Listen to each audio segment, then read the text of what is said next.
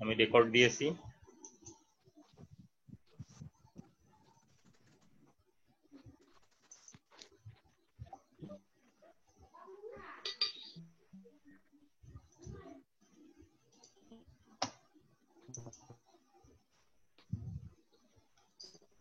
জাতীয় বিশ্ববিদ্যালয়ের অনলাইন ক্লাসে সবাইকে স্বাগতম।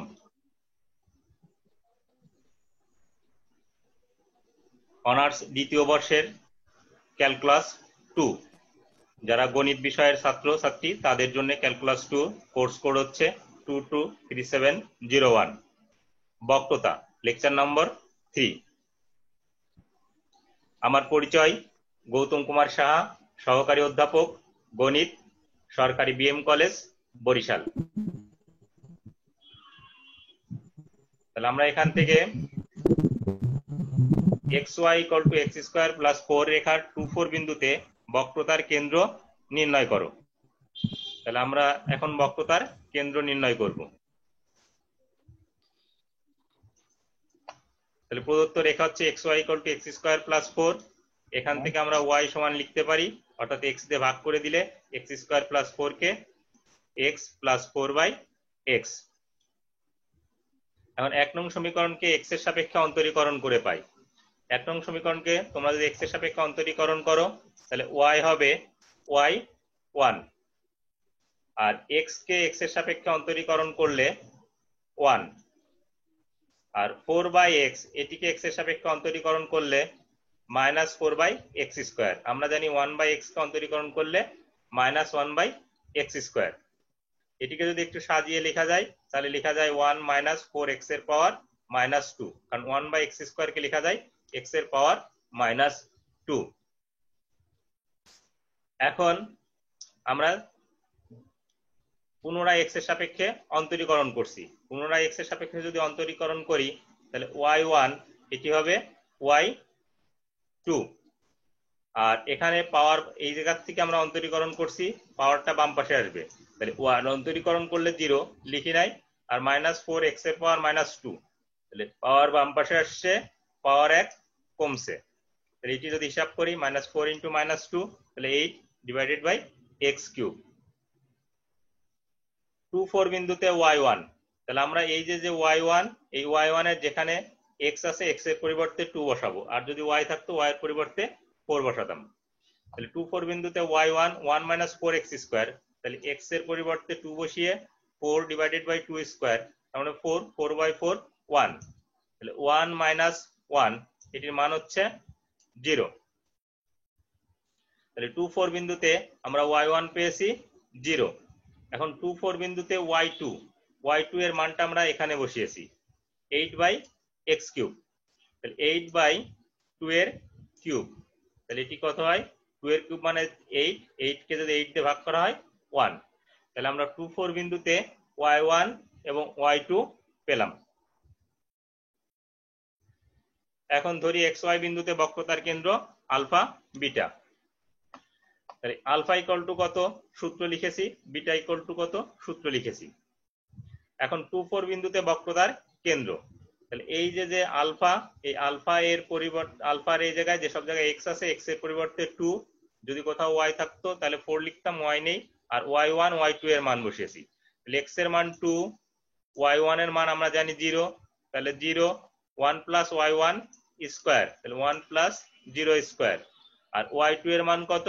1, তাহলে y2 এর মান 1।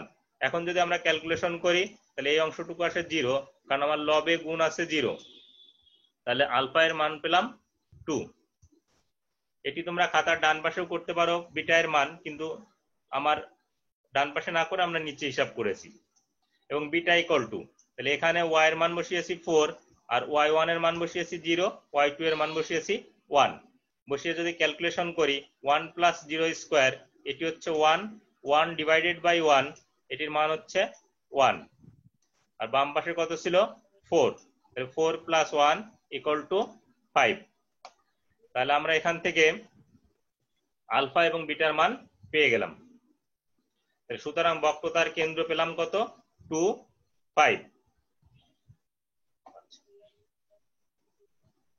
আমি এখন স্টপ শেয়ার দিয়ে তোমাদের একটু অভিমত নিব। তোমরা বুঝতে পারছো কিনা?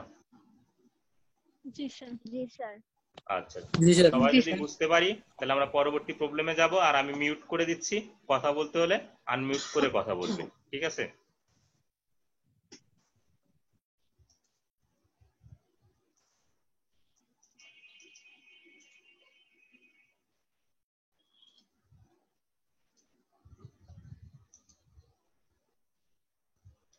Next problem, xy equal to 16,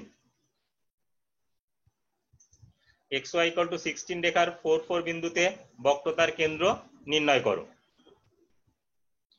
তাহলে প্রদত্ত রেখা xy equal to 16, তাহলে এখান থেকে আমরা y সমান লিখতে পারি 16 বাই x, বা এটিকে আর একটু সাজিয়ে লিখতে পারি 16 x to the power minus 1।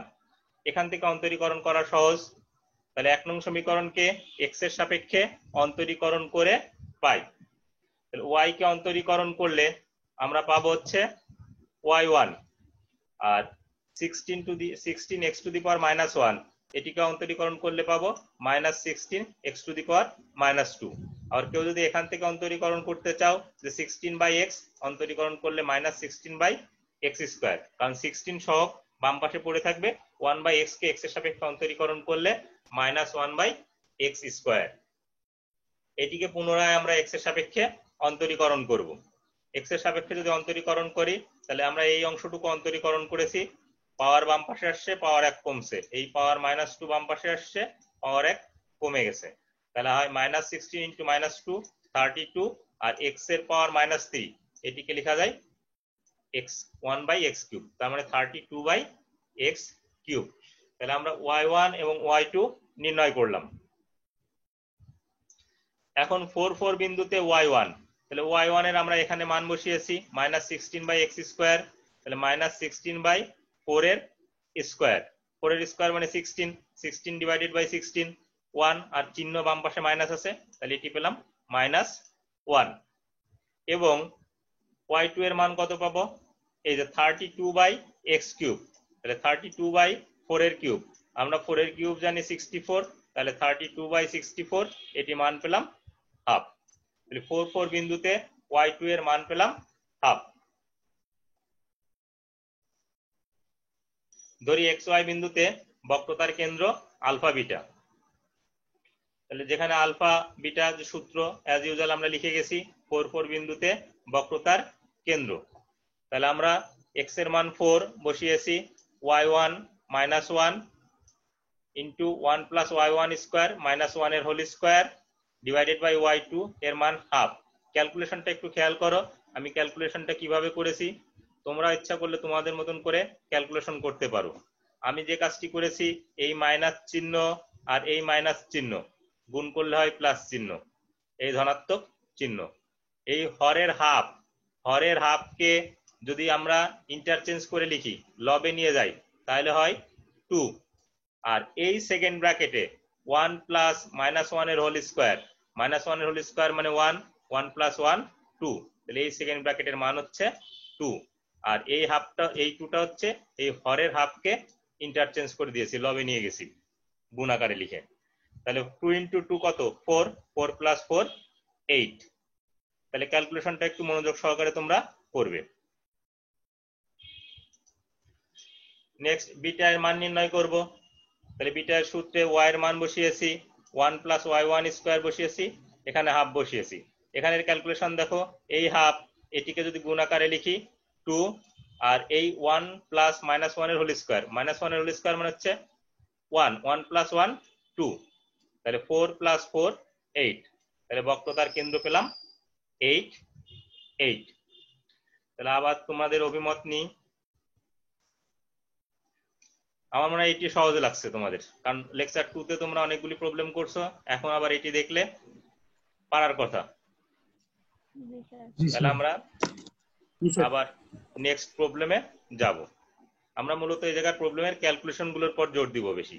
আমি আবার সবাইকে মিউট করে দিই।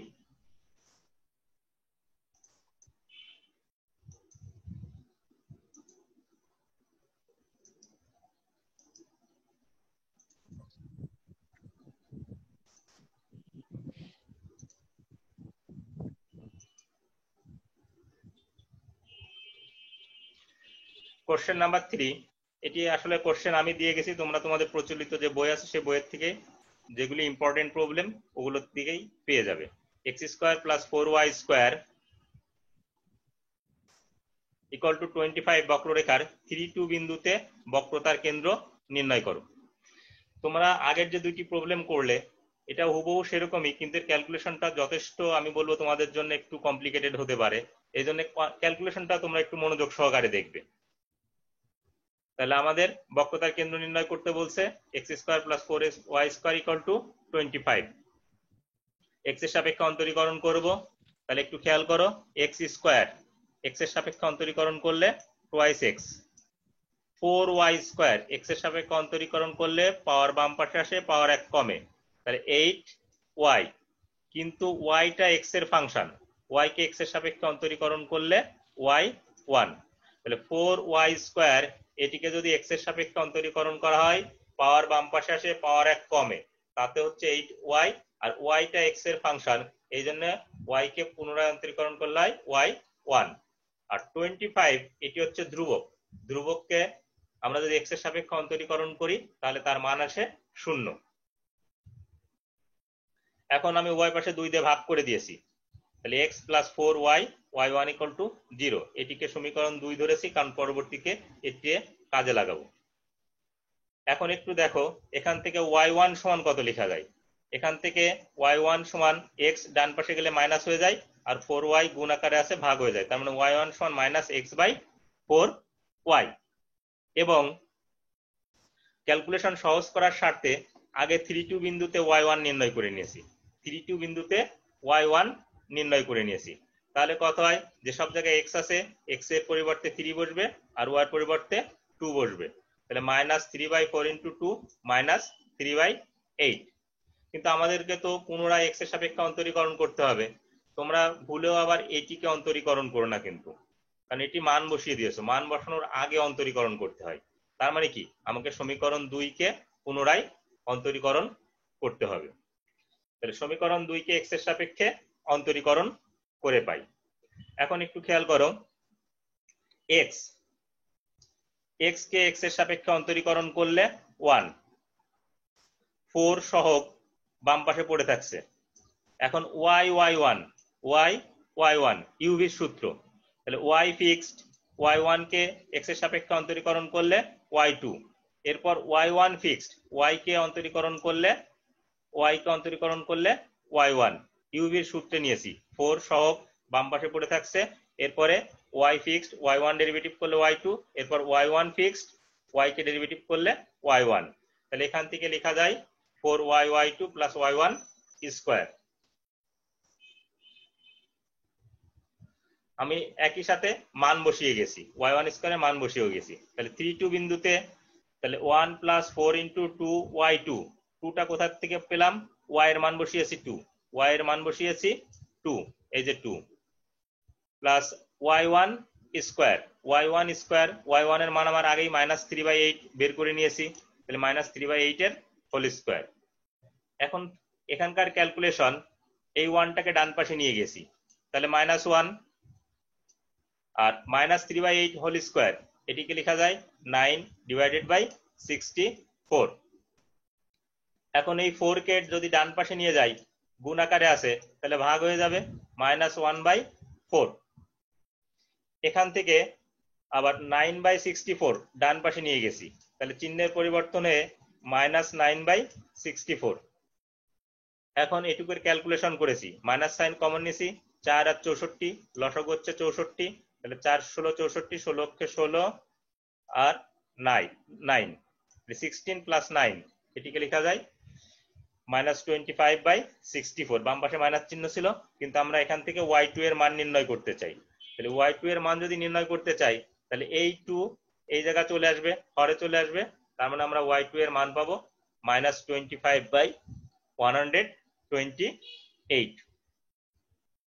আমি ক্যালকুলেশন যেভাবে করিয়েছি সেভাবে যে তোমাকে করতে হবে বা তোমাদের করতে হবে এমন কোনো কিছু নয়, তোমরা তোমাদের মতন করে ক্যালকুলেশন করলেও হবে। ধরি xy বিন্দুতে বক্রতার কেন্দ্র আলফা বিটা, তারপর তো আমরা সূত্র জানি, তাহলে সূত্রে যেখানে আলফা ইকুয়াল টু এবং বিটা ইকুয়াল টু, এই মানগুলো বসিয়ে দিব। 3, 2 বিন্দুতে বক্রতার কেন্দ্র, তাহলে 3, 2 বিন্দুতে বক্রতার কেন্দ্র। এখানে খেয়াল করো একটু ক্যালকুলেশন জটিলতা আছে।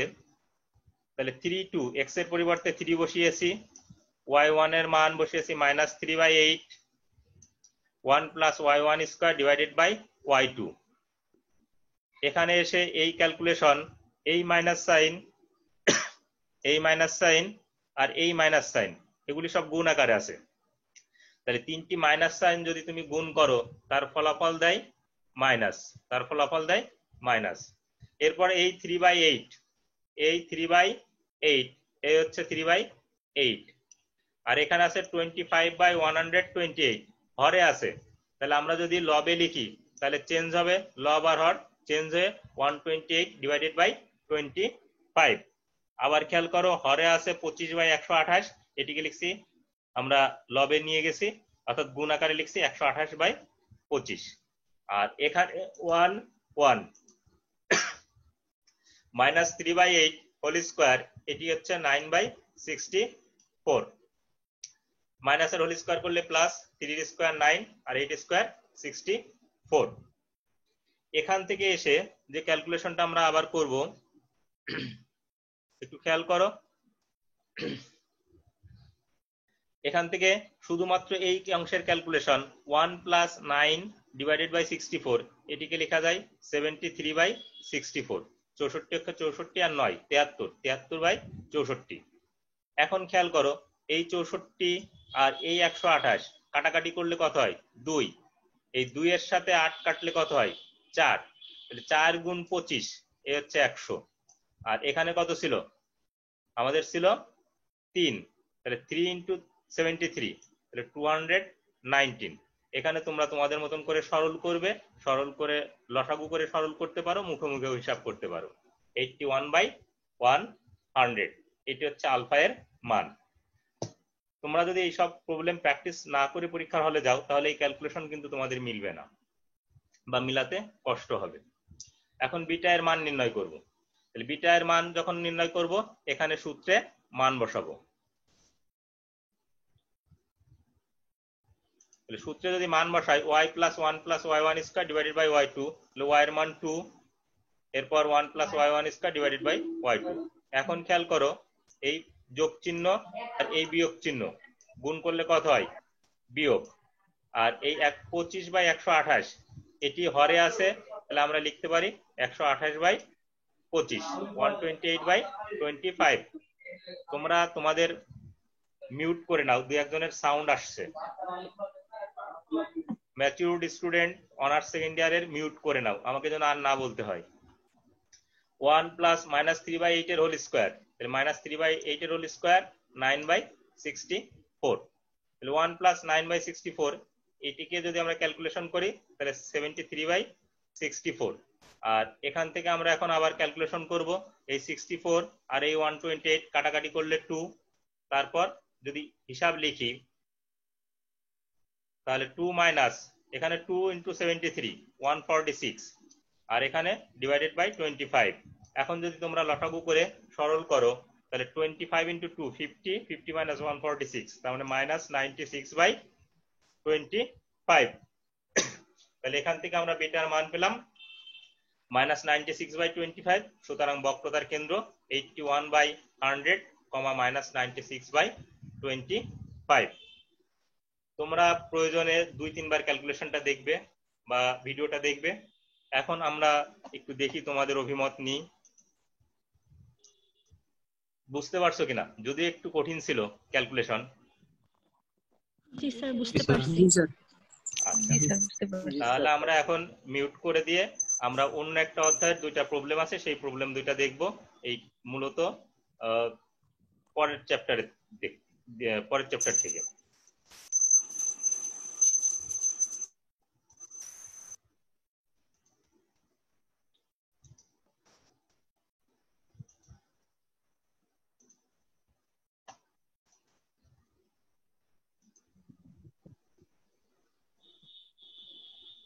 বক্রতার পোলার ফাংশনের ক্ষেত্রে r² = এ স্কোয়ার কস 2 থিটা আর থিটা বিন্দুতে বক্রতার ব্যাসার্ধ নির্ণয় করো। তাহলে পোলার ফাংশন, তোমরা ইন্টারমিডিয়েটে জানো পোলার ফাংশন হচ্ছে আর আর থিটা সম্পর্কিত ফাংশনকে বলা হয় পোলার ফাংশন। পোলার কোঅর্ডিনেট হচ্ছে আর আর থিটা, থিটাটা হচ্ছে ভেক্টরিয়াল কোণ আর আরটা হচ্ছে ব্যাসার্ধ। তাহলে প্রদত্ত রেখা R square equal to A square cos 2 theta. আমি এখানে সূত্রটাকে ইচ্ছা করে আগে আনি নাই, সূত্রটাকে পরের দিকে রাখছি। তাহলে সেই সূত্রে যাওয়ার জন্য আমাকে কিছু কিছু জিনিস প্রয়োগ করতে হবে। আমরা দেখি R square equal to A square cos 2 theta. এটিকে যদি অন্তরীকরণ করতে যাওয়ার আগে একটু সহজ করে নিই, উভয় পাশে লন নিই, তাহলে লন নিলে আমাদের দাঁড়াবে লন আর স্কোয়ার ইকুয়াল টু লন এ স্কোয়ার কস 2 থিটা। আমরা লনের সূত্রে জানি যে পাওয়ার বাম পাশে আসে, তাহলে এটিকে লেখা যায় লন আর স্কোয়ার কে লেখা যায় 2 লন আর। আর 9-10 শিখে আসছি লন এ বি, তাহলে loan A plus loan B, loan A B, loan A plus loan B, এই সূত্র প্রয়োগ করছি। এখন পরবর্তী লাইনের ক্যালকুলেশন তুমি ইচ্ছা করলে করতেও পারো, নাও পারো। এই যে লন এ স্কোয়ার, এটিকে পাওয়ার বাম পাশে নিয়ে এসে লিখছি 2 লন এ। এই লাইনটা লেখা খুব বেশি জরুরি ছিল না। এখন আমরা অন্তরীকরণ করব। কার সাপেক্ষে অন্তরীকরণ করব? থিটা এর সাপেক্ষে অন্তরীকরণ করব। যদি থিটা এর সাপেক্ষে অন্তরীকরণ করি, দেখো কালার কম্বিনেশন করে দেয়া আছে। 2 হচ্ছে সহগ, এটি পড়ে থাকবে লন আর। লন আর কে আর এর সাপেক্ষে অন্তরীকরণ করলে 1 বাই আর, আর আরটা থিটা এর ফাংশন, তাহলে d r by d r D theta. আসলে এটি ডিআর বাই ডি থিটা হবে না, এটা মূলত পড়া উচিত D D theta of R অথবা ডিআর ডি থিটা। আমরা অনেকেই সংক্ষেপে বলে যাই ডিআর বাই ডি থিটা, আসলে ডিআর বাই ডি থিটা না, D D D D theta of R অথবা DR D theta. 2 ln A, 2 ln A, এটিকে যদি আমরা এক্স এর সাপেক্ষে অন্তরীকরণ করি, থিটা এর সাপেক্ষে অন্তরীকরণ করি 0। লন cos 2 থিটা, তাহলে 1 বাই cos 2 থিটা, আর cos 2 থিটা থিটা এর ফাংশন, তাহলে মাইনাস sin 2 থিটা। 2 থিটাটা আবার থিটা এর ফাংশন, এটিকে অন্তরীকরণ করলে 2। অর্থাৎ এখানে যার যার কালার তার সাথে কম্বিনেশন করে অন্তরীকরণ করা আছে। এখন এটিকে যদি আমরা এরকম লিখি 2 by r d r d theta equal to minus 2 tan 2 theta. আমরা জানি sin theta by cos theta tan theta, তাহলে sin 2 theta by cos 2 theta tan 2 theta. এখন উভয় পাশ থেকে 2 তুলে দেওয়া যায়, উভয় পাশ থেকে 2 তুলে দেওয়া যায়। 2 তুলে দিয়েছি। এরপরে এই আরটাকে বাম পাশের হরে ছিল ডান পাশে নিয়ে গেছি, তাহলে গুণ আকারে লিখবো মাইনাস আর tan 2 থিটা। এখন এই যে আসছে, আমরা জানি 1 by P square equal to 1 by R square plus R to the power 4। এটি হচ্ছে পেডাল সমীকরণ। পেডাল সমীকরণের ক্ষেত্রে আমরা যে কাজটা করি, তোমাদের একটু জানা দরকার যে পেডাল সমীকরণ কি। আর ইকুয়াল টু এফ থিটা বক্ররেখার স্পর্শকের উপর মূল বিন্দু হতে লম্ব দূরত্ব পি হলে পি ও আর সম্পর্কিত সমীকরণকে পেডাল সমীকরণ বলা হয়। পি ও আর সম্পর্কিত সমীকরণকে পেডাল সমীকরণ বলা হয়। তাহলে আমাকে এখানে তো পি আর আর ব্যতীত রয়ে গেছে থিটা, তাহলে d r by D theta, sorry d r D theta, এটিকে অপসারণ করব। তাহলে অপসারণ করার প্রক্রিয়াটা কি? এই অধ্যায়ের সব অঙ্কের প্রবলেমই একই ধরনের। তাহলে ডিআর ডি থিটা এটির মান হচ্ছে মাইনাস আর tan 2 থিটা। এটিকে যদি স্কোয়ার করা যায় তাহলে কত হয়? R square tan square 2 theta. এখন 1 by r to the power 4 into r square tan square 2 theta, তাহলে r to the power 4 R R square কাটাকাটি যায়, 1 বাই আর স্কোয়ার হয়। এখান থেকে তোমরা যে কাজটি করতে পারো 1 বাই আর স্কোয়ার কমন নিতে পারো। স্ক্রিনে দাগ কারো মোবাইল থেকে আসছে, দাগটা রিমুভ করে নাও। তাহলে 1 বাই আর স্কোয়ার কমন নিব, তাহলে 1 বাই আর স্কোয়ার যদি কমন নিই তাহলে থাকে কত? 1 প্লাস tan স্কোয়ার 2 থিটা। আবার আমরা জানি কি 1 প্লাস tan স্কোয়ার 2 থিটা এটি সমান হচ্ছে sec স্কোয়ার 2 থিটা। আবার এও জানি যে sec square 2 theta 1 by cos square 2 theta, 1 by cos square 2 theta. এখন যদি আর আর গুণ করি তাহলে আমরা লিখতে পারি p square equal to r square cos square 2 theta. আমার কিন্তু এখনো থিটা অপসারণ হয়নি, আমাদের মূল টার্গেট হচ্ছে পেডাল সমীকরণ থেকে থিটা অপসারণ করা। এখন দেখো উভয় পাশে যদি বর্গমূল করে দেওয়া হয় তাহলে P equal to R cos 2 theta. এখন তোমার প্রথমে যে সমীকরণটা দেওয়া ছিল R square equal to A square cos 2 theta, এখান থেকে যদি আমরা কস 2 থিটা সমান লিখতে পারি R square divided by A square, cos 2 থিটার মান লিখতে পারি R square divided by A square. এই সমীকরণটা আমাদের প্রদত্ত সমীকরণ বা সমীকরণ প্রথমে যে সমীকরণটা দেয়া ছিল। তাহলে এখন দেখো থিটা অপসারণ হয়ে গেছে, তাহলে এখান থেকে লিখতে পারি আর কিউব সমান এ স্কোয়ার পি।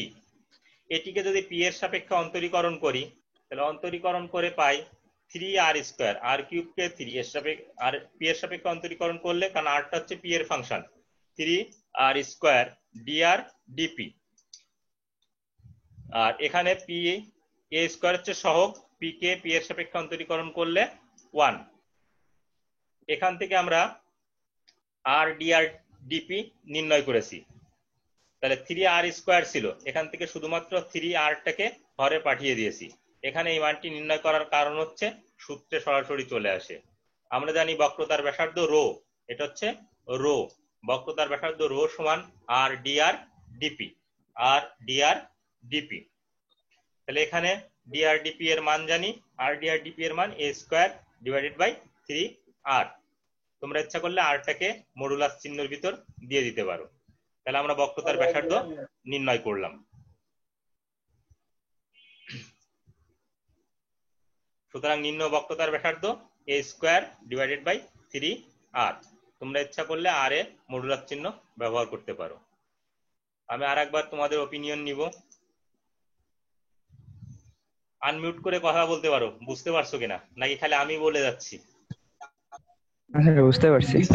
জি স্যার বুঝতে পারছি। দ্রুত ছিল। আচ্ছা, তাহলে আমরা পরবর্তী একই ধরনের আরেকটি প্রবলেম করব। ঠিক আছে, তাহলে আমি সবাইকে আবার মিউট করে দিই।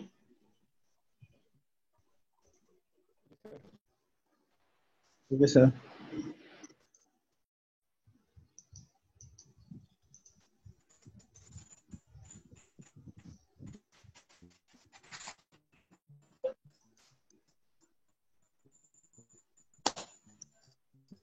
আর square equal to A square cos 2 theta বক্ররেখার পোলগামী বক্রতার জ্যা নির্ণয় করতে বলছে।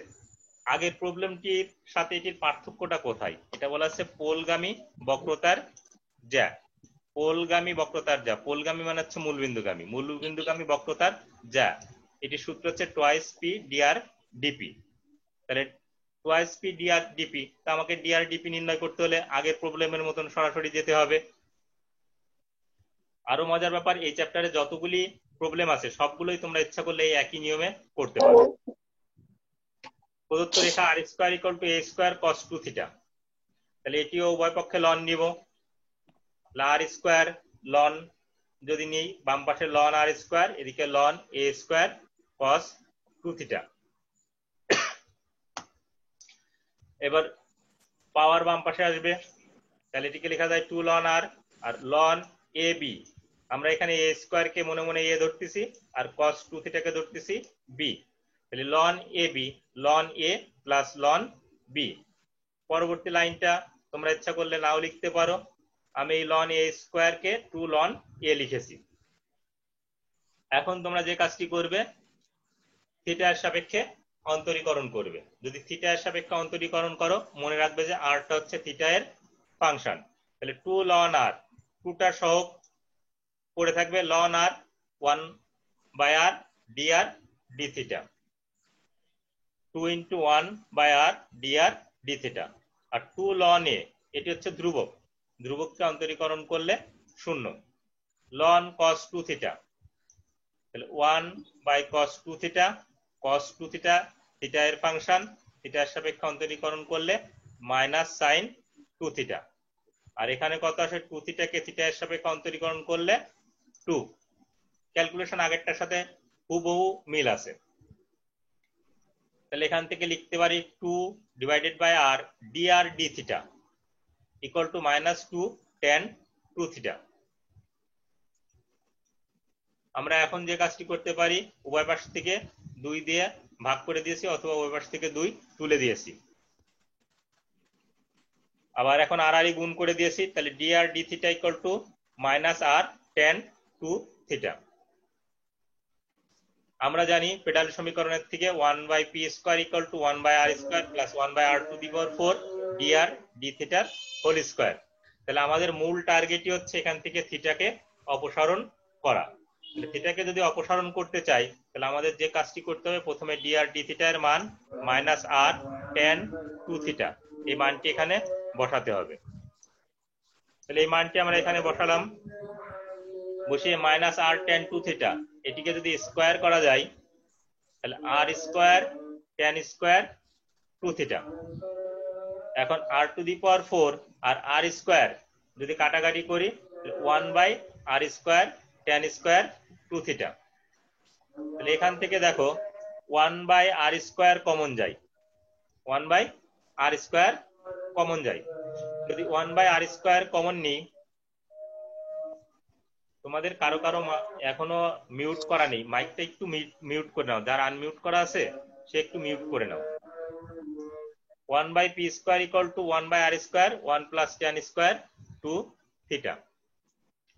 এখন আবার 1 প্লাস tan স্কয়ার 2 থিটা এটির মান জানি আমরা কত, sec স্কয়ার 2 থিটা।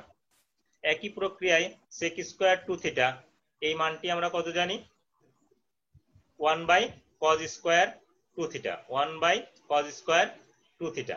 এটিকে আমরা এখন আর আর মাল্টিপ্লাই করব, তাহলে p স্কয়ার সমান r square cos square 2 theta. এখান থেকে যদি বর্গমূল করে দেওয়া হয় p equal to r cos 2 theta. এখন আমাদের যে প্রদত্ত সমীকরণ ছিল সেই সমীকরণ কি, r square equal to a square cos 2 theta. এখান থেকে লেখা যায় cos 2 থিটা সমান r square divided by a square, তাহলে r square divided by a square. তাহলে এটি যদি ক্যালকুলেশন করি তাহলে আমাদের হয় r cube equal to a square p। এটিকে আমরা 2 নম্বর সমীকরণ ধরে রেখেছি, কারণ পরবর্তীতে আসলে এই জায়গা থেকে মান p এর মান বসানো লাগবে। এখন p এর সাপেক্ষে অন্তরীকরণ করব।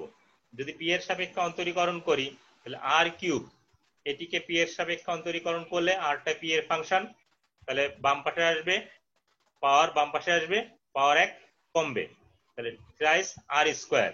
আর r টা যেহেতু p এর ফাংশন তাহলে dr dp অথবা ddp অফ r। আর এখানে a স্কয়ার সহগ, তাহলে a স্কয়ার পড়ে থাকবে, p কে p এর সাপেক্ষে অন্তরীকরণ করলে 1, p কে p এর সাপেক্ষে অন্তরীকরণ করলে 1। এখান থেকে যদি আসি dr dp তাহলে তার মান কত পাচ্ছি, a square divided by 3r square. এটিতে দেখো p dr dp বের করি নাই, কারণ এটিতে আমাকে ব্যাসার্ধ নির্ণয় করতে বলেনি, আমাকে নির্ণয় করতে বলছিল পোলগামী বক্রতার জ্যা, যার সূত্র ছিল টুয়াইস p dr dp। তাহলে আমরা জানি পোলগামী বক্রতার জ্যা টুয়াইস p dr dp। এখন আমরা এখানে মান বসাবো। এই যে কালার কম্বিনেশন করে দেওয়া আছে, দেখো পিঙ্ক কালারে p, এই p এর মান সমীকরণ 2 এ আছে, সমীকরণ 2 এ এখান থেকে p এর মান আমরা কত পাই, r cube divided by a square. এখানে লিখে দিয়েছি, তুমি তার পরীক্ষার হলে পিঙ্ক কালার করতে পারবে না, সেজন্য লিখে দিয়েছি সমীকরণ 2 হতে a স্কয়ার p সমান r cube by a square, r cube divided by a square. আর dr dp এটির মান আবার আমরা বসিয়ে দিয়েছি a square by 3r square. এখন তুমি কাটাকাটি করবে, কাটাকাটি করলে কত হয়, নিম্ন পোলগামী বক্রতার যা দাঁড়ায় টুয়াইস r বাই 3, এই r কিউব আর r স্কয়ার কাটাকাটি করে r আর a স্কয়ার আর a স্কয়ার কাটাকাটি করছি। কেউ যদি মনে করো এই r টাকে মডুলাস চিহ্নের ভিতর দিয়ে দিবে, ইচ্ছা করলে মডুলাস চিহ্নের ভিতর তোমরা রাখতে পারো। তাহলে আগের প্রবলেমের সাথে এই প্রবলেমের কিন্তু অনেকটাই মিল, অথবা এই চ্যাপ্টারের সব প্রবলেম একই ধরনের, শুধুমাত্র লাস্টে একটা দুইটা লাইন ক্যালকুলেশন আলাদা থাকে। তাহলে পোলগামী বক্রতার জ্যা বা মূলবিন্দুগামী বক্রতার জ্যা পেলাম কত, টোয়াইস r/3। পোলগামী হচ্ছে মূলবিন্দু গামী। আমি একটু তোমাদের অপিনিয়ন নিব।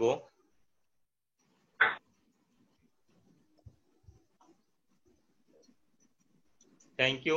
তারপরে অপিনিয়নটা নিব তোমাদের। সবাই বুঝতে পারছো কিনা? জি স্যার।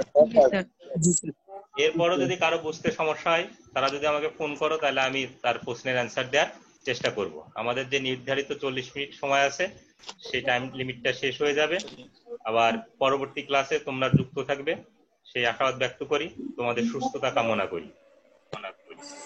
আমি শেষ করতে যাচ্ছি। ঠিক আছে, ওকে।